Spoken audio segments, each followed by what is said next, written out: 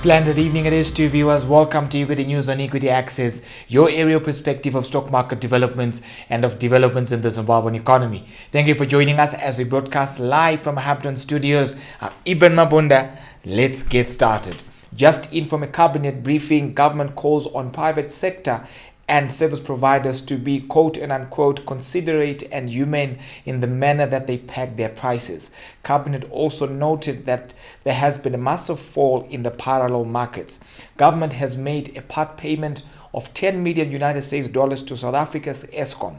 This is according to an official statement made by the Energy and Power Development Minister Advocate Fortune Chassi. Government now owes Eskom over 20 million US dollars as well as Mozambique over 35 million dollars. Energy and Power Development Minister speaks on the payment and the ensuing engagement with Eskom. Let's have a look. As I said, when you owe, you must be there to acknowledge your debt, and if you need a payment plan, you make the payment plan. We have paid 10 million out of a significant amount of money. Zimbabwe will always be here. Zimbabwe will always need power, so we're going to engage our brothers and sisters in South Africa to say we have paid, what arrangements can we make. They are fully appreciative of the challenges that we are facing. And I'm not in a position at the moment to say precisely how much we are going to get from them. I would be very happy if we're going to get sufficient power to extinguish the load shedding that we're all currently experiencing. The load shedding matter should be a basis for us to work together in recognition of the fact that it's very difficult to discriminate. Even if you go to the Minister of Energy's home, right now, there's no power. So all of us, regardless of our political affiliations, we meet where power is necessary. So let's come together. We're very open to suggestions, and I've met many members of the public, organizations, individuals. Yesterday, I had a conference call with a group of engineers in South Africa who made very interesting suggestions to us. I've met students. We have come up with contraptions that can help us to deal with some of these matters. Meanwhile, government is set to print $400 million worth of bond notes in a bid to close the gap that was left when government actually dealt away with the multi-currency regime which had been in effect for over 10 years. Muzarabani oil prospects have been revised to 1.3 billion barrels, which are equivalent to 206 billion liters of oil. This is according to an oil exploration report issued by GTEC, which is in partnership with Invictus Energy that has an oil exploration rights in the Mozarabani area. Meanwhile, BAT appoints Stephanie Nyambadza as managing director. He takes over from Clara Mulambo, who had been at the helm of the cigarette manufacturer for over 3 years. Beverages producer AB InBev, parent to Delta Corporation, today listed on the Hong Kong stock market in a sale of its Asian business unit in an estimated capital raise of $10 billion. This concludes our evening news bulletin. Up next is a look at the news under News Review. Please stay tuned.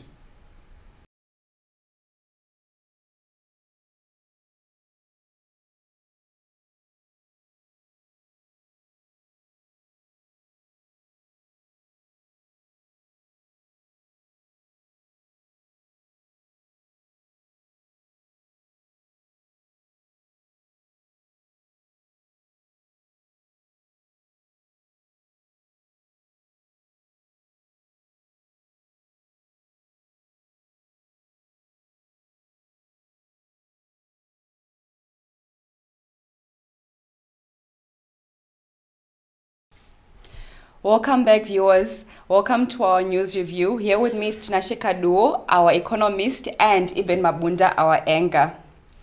So, gentlemen, how are you doing tonight? Very well, Sandy. How are you? I'm all right, thank you. Can't complain. Should only get better yourself. I'm all right, thank you. Fantastic. All right, on to my first question. The government is called upon the private sector and the service providers to be considerate and humane in their pricing. What do you take on that. What's your take on that?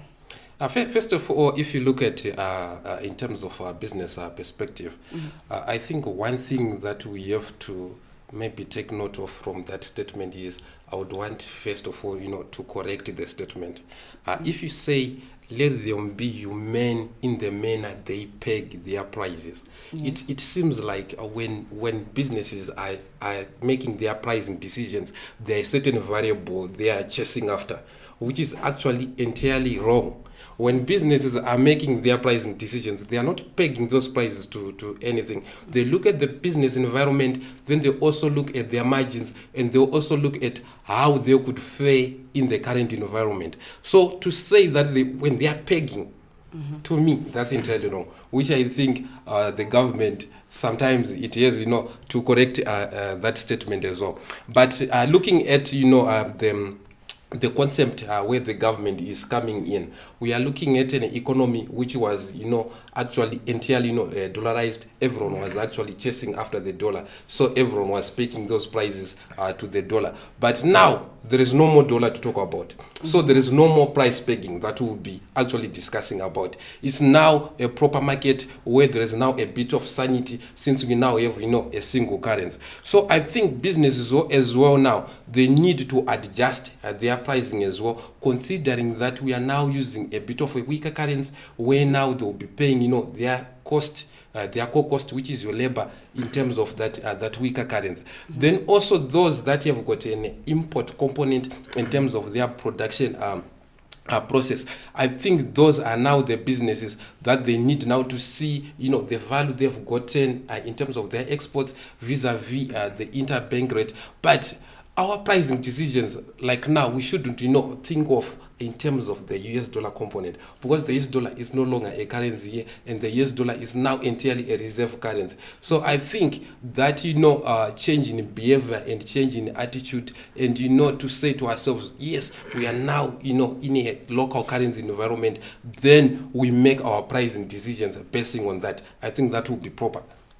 Interesting. But on that very same page, I think there are two things that we need to look at here. First and foremost, there is the issue to do with the pricing, where there is actually the pegging, because maybe before I get into that, I'll first of all talk about how it's quite easy to dollarize, but not so easy to de-dollarize. If we check history, the countries that have actually taken on that initiative, they've actually found it difficult to de-dollarize. So what I would foresee getting into the future is we will continue to see that pegging where pricing is concerned. But on the other hand, now you'd actually see that now that the rates have actually seen an adjustment due to the introduction of the interbank market system that has now been liberalized according to statutory instrument 142, and we actually having been seeing some reports of there being some kind of a convergence. So with that in the matrix, I think it would actually be humane if retailers and producers, manufacturers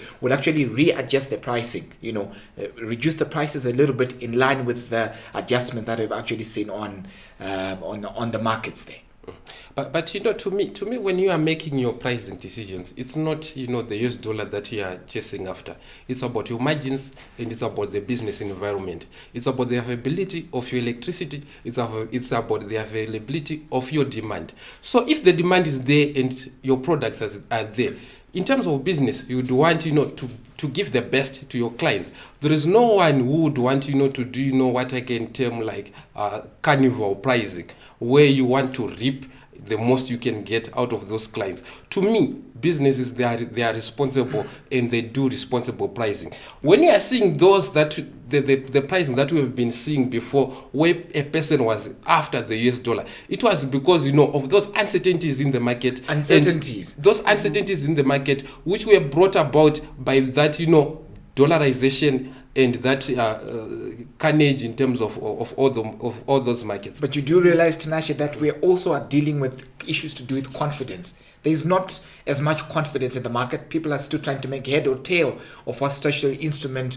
142 actually means. They're actually waiting to see whether the government will stick to the plan as indicated in the SI 142. So I think there is a bit of that nudge from the markets. But from my own perspective, maybe if I can just chip in, if if you walk around all the markets, we have seen, most shops, they've adjusted their prices, and they're only charging in local currency. And if you also go to the banks, I think the banks they are actually buying the US dollar at a higher rate when compared to the parallel market, which means that the economy actually has accepted that we have moved away from the past regime to this new currency regime. So to me, acceptance right now, during these early stages, it's key rather than confidence. Confidence is something that's ongoing, and confidence you get it not just because you have now a currency, but through consistent policy, and policy as well as the way you communicate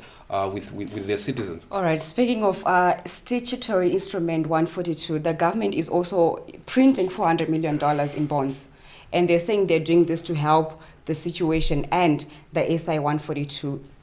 So how do you think this is going to play out? Do you think it's going to help? What impact do you think it's going to have on the economy? As of now, we haven't fully recovered, but we are recovering, as you said. Yeah. How is the $400 million going to help the economy?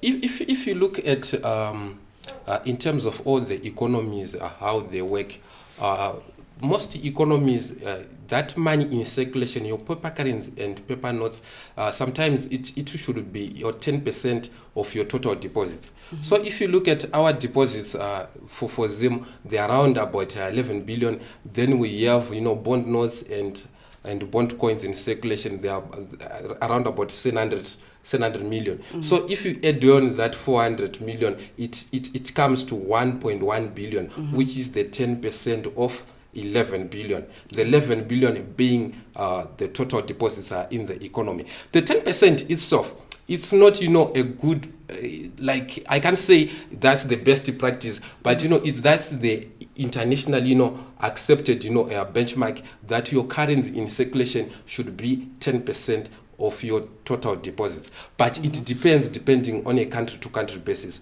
For us, for instance, you look at a country that has high adoption of the cash light or cashless monetary system. So to me, there is certain fear that if the government rapidly introduces that 400 million, it might tend to be a bit more inflationary.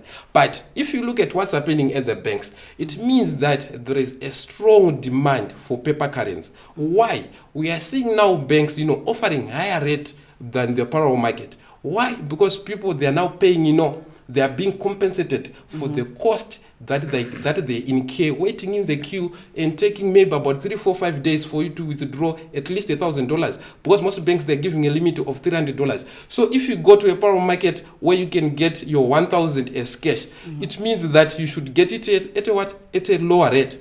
At a lower rate when you consider that cost basis. So I think that 400 million, it has to be injected actually sooner rather than later to help make this transition more smoother. I see.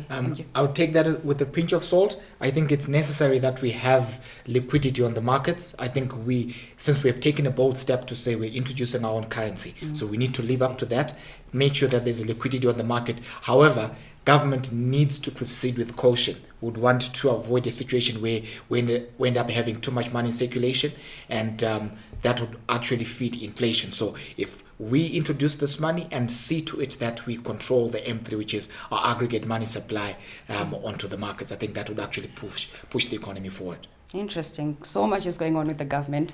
They've also paid $10 million to Eskom. It's a part payment. They haven't evaded all their areas. They've only paid part of it. They are now left with $20+ million in debt. Today I was actually trying to read the Auditor General's report, trying to see how the auditor is saying in terms of all these debts. To me, I actually think, all these parastatals like any other quasi, government institution, sometimes they've got, those sort of hidden debts. So to me, I think the government, should do, a thorough audit to see what quantum of debts what quantum of deaths do we have as a nation? It's not only ZESA or ZPC that I'm talking about, all those, parastatals and other government institutions. So to me, you wouldn't, be surprised to see maybe in the next 3 to 4 days when we said now we have paid, the 40 million that's being talked about, then you see ESCOM is saying, no, you still owe us another additional, 40 million or so. So to me, I'd pegged, when the government is saying we owe someone 40 million, to me, in reality, it means it's about 80 million. So don't be surprised to see the debt being higher than that. But as a starting point, it's a good thing because it actually opens those avenues for you to negotiate, with your counterpart. When you are in a default, sometimes, you won't be in a talking relationship. So this is actually a good move, and I hope that the authorities will come to terms with what's happening and they will negotiate with ESCOM, and maybe we might get, some electricity coming out of there. Yeah, I think these are issues that we need to look at. If we don't have enough power in the country, this would actually impinge on our productivity as an economy. And it will also, actually, make this, currency project, a failure. What makes a currency more successful is your production. When you don't produce, there is nothing currency. There is no currency to talk about.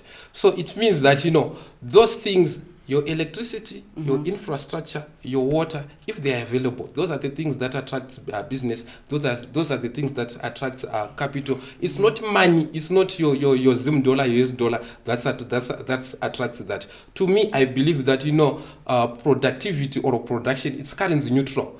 Even a country that is a very weak currency like Malawi, we are seeing production taking place there. Why? Because there are policies, they have got infrastructure that is working. That's what we need. So I think the government has to sort out this electricity issue, and we should see, our bulbs and our lights lighting up again. All right. The minister, Fortune Chassis, he was saying on Twitter that he might actually switch off for those people who haven't paid their debt, the nationals of Zimbabwe. So what's your take on that? Do you think it's a good move to actually switch off for people who haven't paid their debt, or do you think he should wait until a certain period is passed? I to think actually we need do that? efficiency in the country. Yes. Efficiency in SO is efficiency across the board. So if we see to it that we chase after debt, everybody who owes government should pay, regardless of whether they're a parastatal, they are a government body, or they're a private entity. It's time that everybody across Zimbabwe pays whatever it is that they owe to ZESA, whether it's going to be a part payment or it's a complete payment. But I think looking at the way things are actually playing out in the economy, if we engage on some kind of a debt restructuring and see to it that people start making active movements to actually get the debt paid, that would also allow the power utility provider to regain its momentum, put the house in order, and perhaps work towards getting things in place. But even what's worrying to me is why is it that ZESA continues to accumulate, to talk of more debt accumulation when you moved from to a prepaid meter billing system? If it's a prepaid meter billing system, it means that you prepay. Wait, it's not you are paying later after you have consumed your electricity. But they don't take it all at once. They let's say you have $50, right? You pay your electricity for $50. They only take the debt from half of that. So this is the debt that and then $25 goes to you. That is ZESA that accumulated, before it moved on to a prepaid meter billing system. But I'm not sure. Has it been fully implemented? Is it 100% scenario where everybody in Zimbabwe is consuming power at a prepaid setup? Almost entirely every household, I think, is consuming power at a prepaid, setup. I think there are only a few companies left and a few households left. But I think. But is that not specific to Harare and maybe metropolitan areas? I think that way we might need to dig deeper into it. But that's where my worry is. But if you have that prepaid billing system, it means that why isn't ZESA, fast tracking it, maybe implement it, because it actually, improves in terms of efficiency in the way you will be collecting, your arrears and everything like that. If it means that when you pay, when you buy your electricity voucher, maybe 50% goes towards servicing the debt, then the other 50%, that's the one you use, for electricity. To me, I think that's more of an efficient way of resolving, that debt issue. But my fear is, we have seen this government long before, taking, those populist stands where the government would adopt that legacy debt and will say, no, everyone that was owing to a certain parastatal, the government has taken over the debt, we have cleared all your debts. That's why such policies, that's why we see, some people and even households, tend not, to honor up, their debts, because they just think that, maybe what happened in 2012 and 2008 might happen again, so why should I pay now? So I think the government, when they are saying that those people that are not paying, let us switch them off. I think if they switch them off just for a week, it might work. All right, that's it from us at Equity Access. Please don't forget to like our page, Equity Access Live, Equity Live on Twitter, and our Equity Access page on YouTube. Thank you for watching. Have a good night.